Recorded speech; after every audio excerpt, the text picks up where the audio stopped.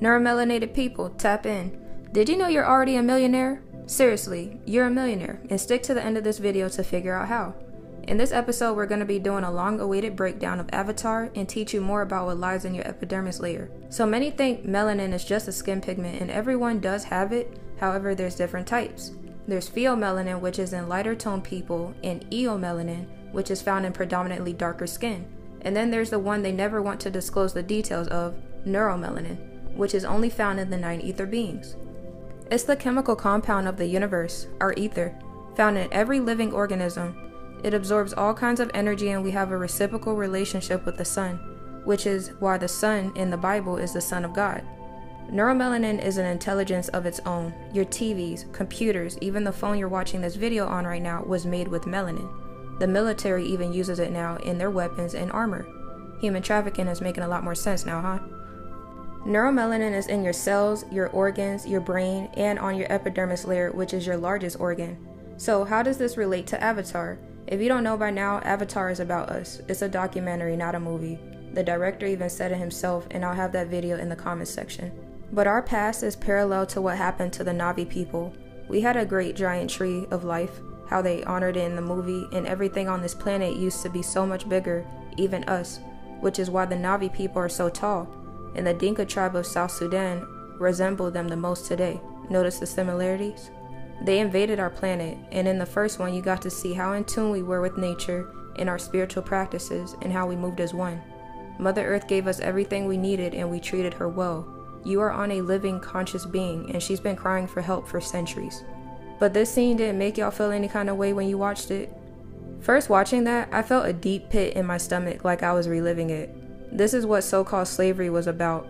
We were prisoners of war fighting on our land and for it. Technically still are prisoners of war because they don't allow us to the other lands outside the ice wall, and those people know we're in here. This realm is much larger than they told you.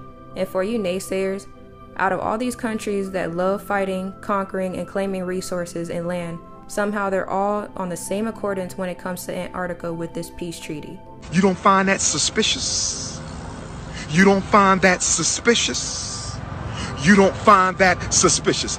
I do find that suspicious. And did y'all know the real reason Hitler was obsessed with it? Let me stop, I'm saying too much. Now in Avatar 2, Way of the Water, what ended up being the colonizers' main reason for coming back to Pandora? It wasn't just because Earth was dying, so they needed to relocate, but they were hunting the Tulkums to extract an anti-aging serum. It's been proven the carbonated woman, which produces the most neuromelanin, ages 10 years slower. That's why they say black don't crack, and it really don't. Especially when you speak life into yourself and treat your vessel like you'd want to operate in it for 100 years. It's possible. But many can compare this to adrenochrome, which is what Monsters Inc. was really about, but Avatar is also a direct correlation to neuromelanin. 9 ethers, this is why I say you're already a millionaire. Do you know that the melanin that runs through your body in epidermis layer is worth more than gold, sold at almost $400 a gram? The average so-called black person contains $40 million worth of melanin. Damn, that's a lot of their fake-ass money. They know the value of the gods, they just don't want you to know. This is why they don't let the goddesses have their placenta after birth, or make them pay $10,000 to $50,000 to get it, and nope, it's not covered by insurance, just so they ass can sell it on the black market. Damn, I wonder if that's why they call it that. In Avatar 2, they even shed light on an ancient high vibrational language known as Kosan, or the clicking language. It almost went extinct, but there's people keeping it alive today, and I'm excited to learn it. I'll have it in the comments section as well. When I was in the theaters watching this, I'm like looking around like nobody else see this? Like they're telling you right there. Understand what these entities came here to do. Man, what did Natiri keep calling Buddy the whole movie? Amen! I will kill you as many times as I have to. And that's exactly right. Even in the first movie, she already knew Jake was foreign, even though he was in a vessel that looked like theirs. The beings at the top, they look like us, but they ain't us. Start watching their predictive programming with the capability of interpreting it for what it really is. These motherfuckers profiting off of our truth and trauma. Look how much they pulled in just off the sequel. Remember, this is where they tell us the truth. It's called karmic retribution. Your enemy knows universal laws and they use it against you. And this particular law, as long as they are telling you the truth and you accept it no matter what form they told you, they will be unharmed. They're masters of deception. Learn your enemy's game and play it better than they do.